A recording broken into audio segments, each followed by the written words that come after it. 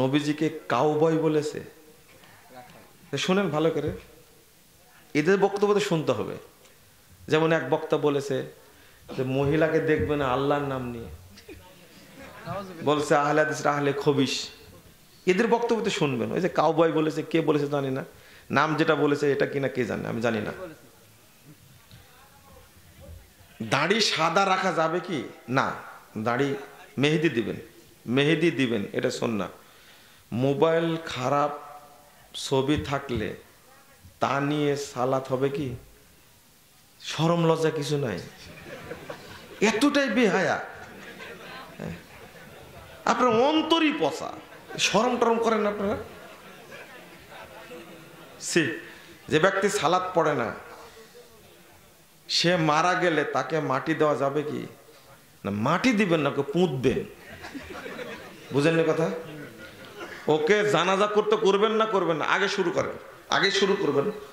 বেনামাজি মারা গেলে তাকে গোসল দিবেন না, তাকে কাফন পরাবেন না, তার জন্য কবর খুঁড়বেন না। ও মুসলিমদের গোরস্থানে তাকে দাফন করা যাবে না, ওকে দূরে নিয়ে যেতে হবে। দিয়ে যা চাপা মাটি দিবেন, কেউ যেন বুঝতে না পারে। পায়ের রশি বাঁধবেন, তাই না?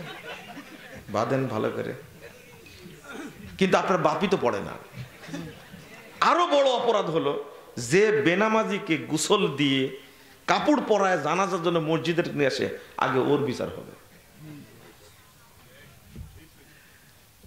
৭৫ বছর যাবৎ নামাজ পড়ছে, শুধু একদিন আসরের নামাজ পড়তে পারেনি, ইচ্ছা করে পড়েনি, মাগরিব হয়ে গেছে, ও কাফের হয়ে গেছে। আর যে নামাজই পড়ে না, শুধু রমাদান মাসে তারাবি পড়ে, নামাজ পড়ে, রোজা রাখে, সারা বছর পড়ে না, এ হলো অভিজ্ঞ কাফের।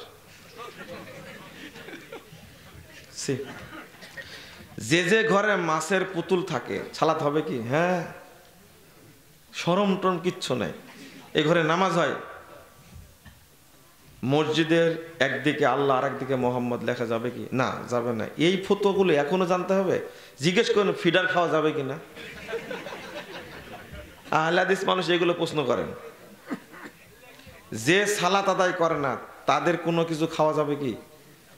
এটা জানেন না আজ পর্যন্ত? ওদের কিচ্ছু খাওয়া যাবে না।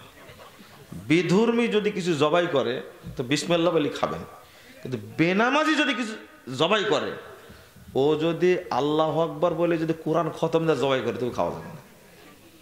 বেনামাজির জবাইকৃত পশুর গোশত খাওয়া হারাম, খাওয়া যাবে না, খাওয়া যাবে না। কাঁচা পেঁয়াজ ও রসুন খাওয়া যাবে কি? এগুলো কোনো প্রশ্ন হলো? খাওয়া যাবে, খেয়ে মসজিদে যাবেন না। আবার হুজুরের মতো করেন না। একজন বলছে যে আপনি মসজিদে কেন কাঁচা পেঁয়াজ খাচ্ছেন? ও আল্লাহ রাসূল বলেছেন কাঁচা পেঁয়াজ খেয়ে মসজিদে যাওয়া যাবে না, ওই জন্য মসজিদে বসে খাচ্ছি। খেয়ে মসজিদে যাওয়া যাবে না, এই জন্য মসজিদে বসেই খাচ্ছি। এই পাকামো করেন না কিন্তু আবার।